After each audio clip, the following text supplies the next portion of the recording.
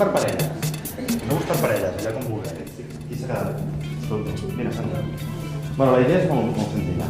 Un dels dos, primer ho farà un i després ho farà l'altre, tanca els ulls. I llavors ell, amb els ulls tancats i amb els ulls oberts, el conduiré per la classe, però sense que es faci mal. L'important és generar confiança. Fixeu-vos. No, clar, és lògic, no? Que tingui por. És lògic o no?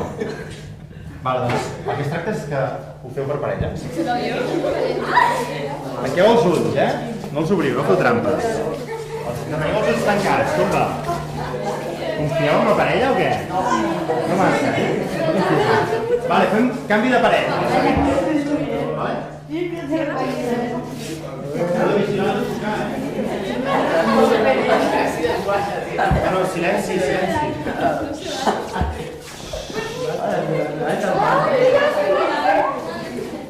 Bueno, parem un moment.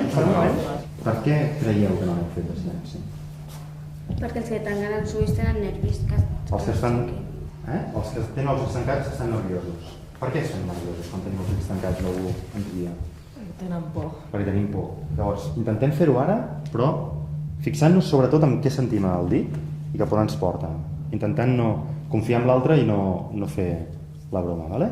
Provem? Va, vinga. Silenci, No, silenci total. Total.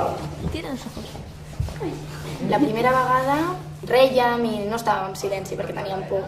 Al final ens ha dit, intenteu fer silenci i tal, però en realitat era anar confiant en la persona que portava els ulls oberts i era això, l'objectiu del joc era aquest i al final sí, hem acabat callats i confiant en aquella persona.